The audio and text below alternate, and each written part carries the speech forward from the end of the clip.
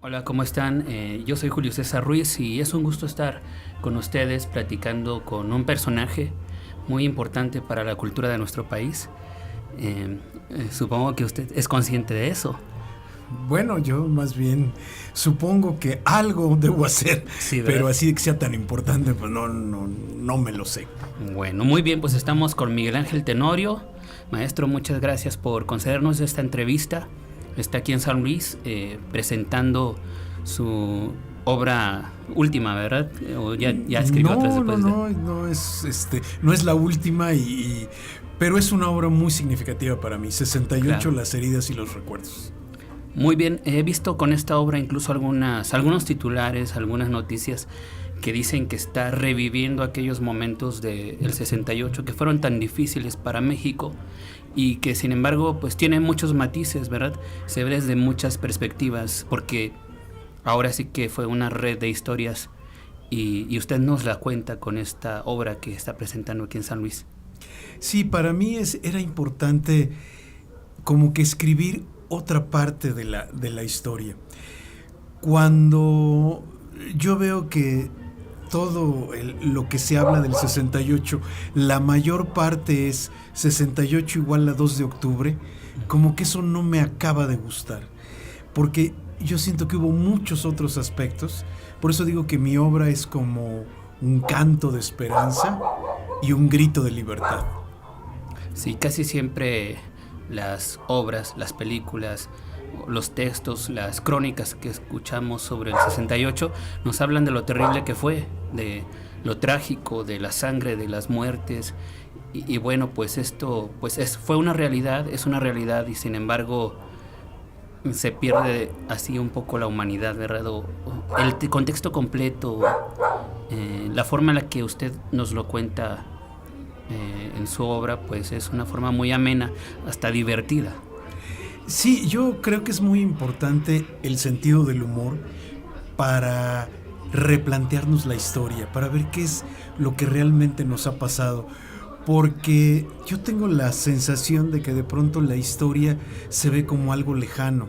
Y sin embargo, si nos metemos en la historia, podemos descubrir muchas cosas que a lo mejor están pasando ahora y que a partir de entender la historia podemos entender mejor lo que nos está pasando en nuestros días.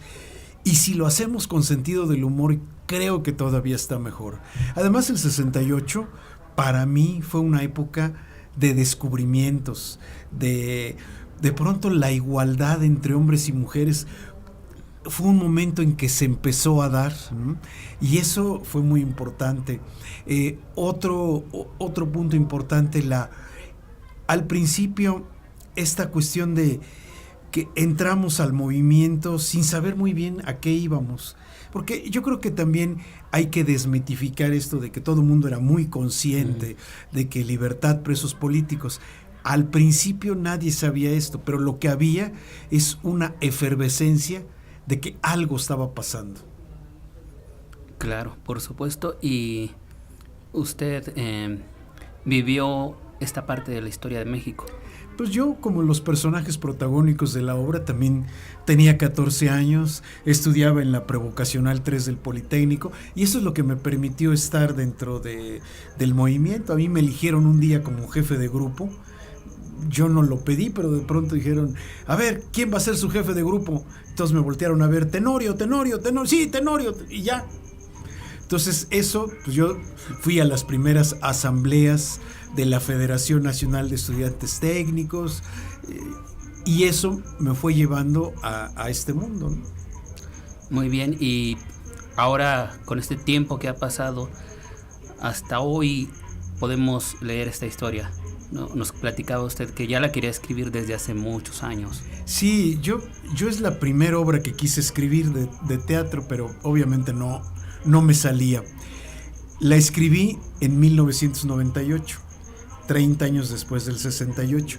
Y es muy curioso, a mí me internan en un hospital de emergencia porque me da neumonía, pero es una neumonía de esas que uno que se siente Superman, pues uno le esconde, hasta que me acuerdo que mi esposa me ve y dice, caray, estás tosiendo sangre. Dije, sí, pero no es importante. Y no, pues ya me llevó a los análisis y me dijo, no, pues es un caso agravado de neumonía, o sea, ¿qué pasa? Pues si no lo internan, se muere. Entonces ya me internaron de urgencia. Sí, yo llegué ahí en calidad de bulto, pero al tercer día, me acuerdo perfecto, luego pedí mi computadora y me puse a escribir esta obra. O sea, ya la traía yo en la cabeza de tiempo atrás, pero como que ahí fue... Bueno, déjeme comentarle al público que usted es alumno además de un personaje importante para el teatro.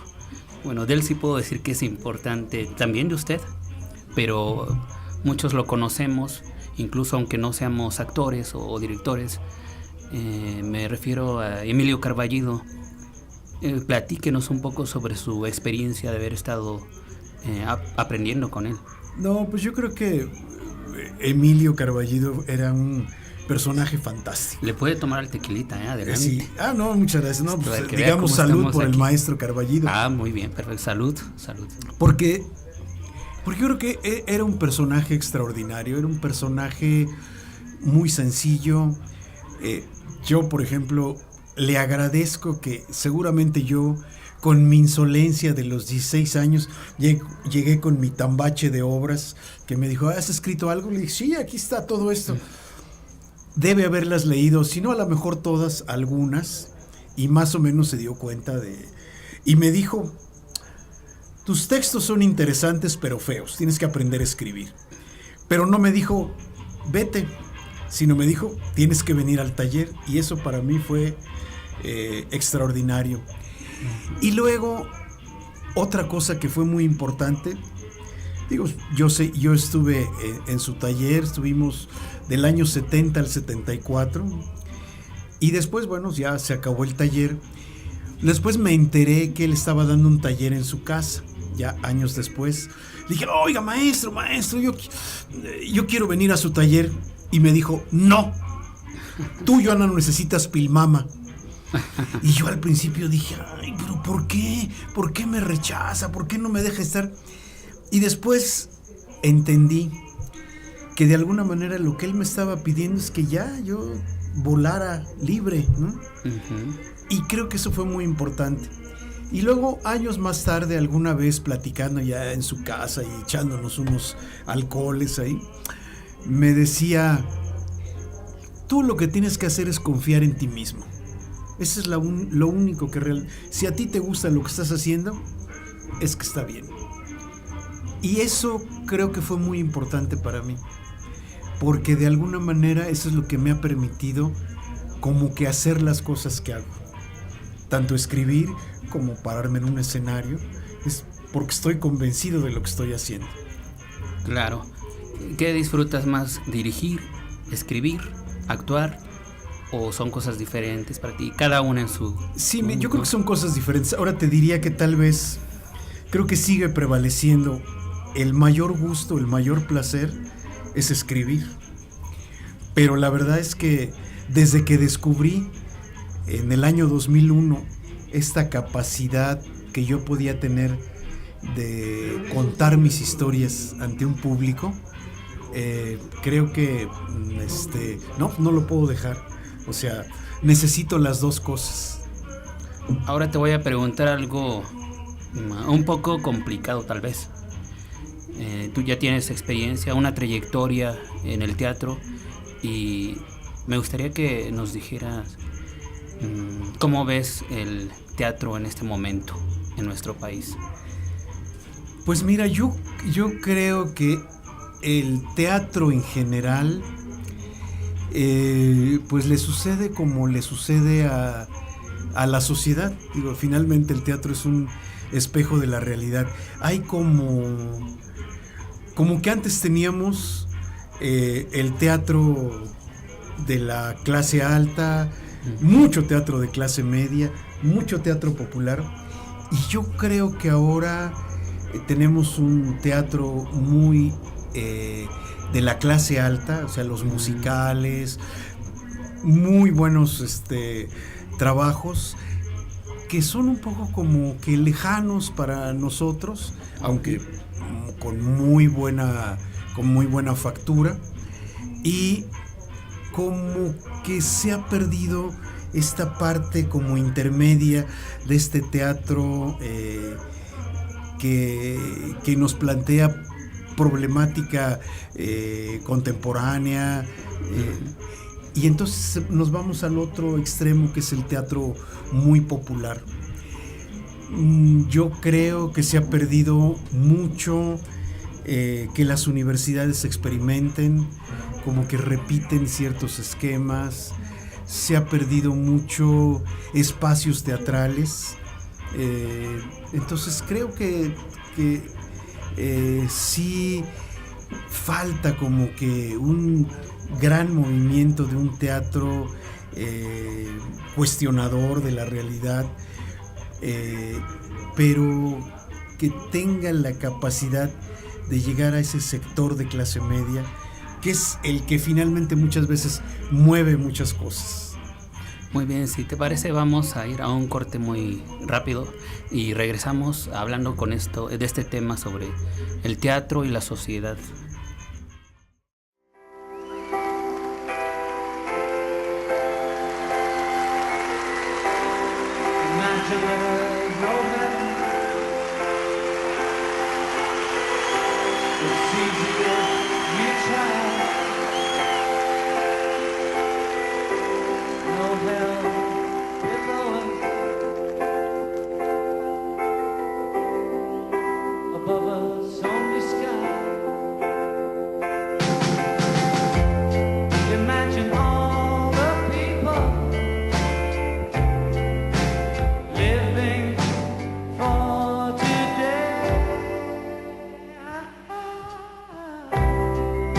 Imagine there's no country.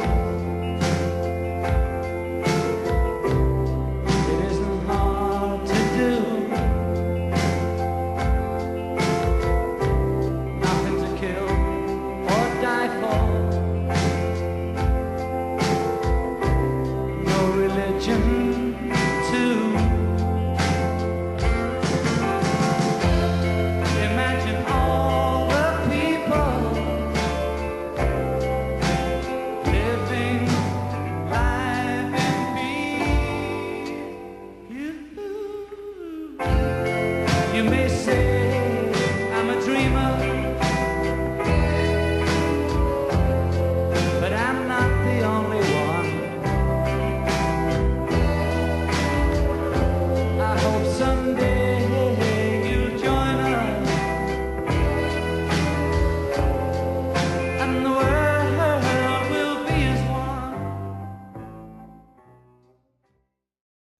Nos estabas platicando sobre que el teatro pues debería ser para toda la sociedad, ¿verdad? En general. Ahorita hay boletos muy caros de teatro, y más si quieres estar muy cerca de los actores para apreciar mejor la obra, pero el teatro pues tiene el poder muchas veces de enseñarnos cosas, de educarnos, y entonces siempre ha sido importante para los grandes personajes en el teatro que llegue a todas las personas. ¿Qué más nos dices sobre esto? Pues mira, yo creo que lo que sería deseable es que sí hubiera un trabajo de mayor promoción del teatro en las escuelas, para que ese público se pudiera volver un espectador del mañana. Claro que esto lo llevamos haciendo desde hace muchos años y como que todavía no logramos tener a ese espectador del mañana. Pero a mí, por ejemplo, sí creo que sí nos hace falta un teatro que tenga ese sello como del México contemporáneo, que no sea nada más el repetidor de esas grandes producciones de Broadway, que son y que las hacen muy bien. Digo, la verdad es que mis respetos, la técnica es excelente y todo, pero que yo siento la necesidad de que haya esta temática mexicana que nos permita entender la realidad. Entonces, creo que por ahí es donde hace falta incidir, y por eso a mí en lo particular me gusta mucho acercarme al público joven.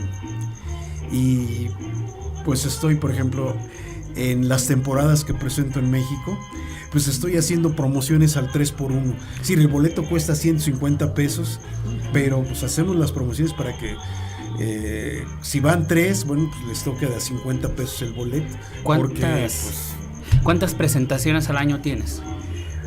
Bueno, mira, sé que son muchas. Estoy haciendo en foros, estoy en un foro que ahorita ya más o menos llevo 2 años haciéndolo de manera permanente.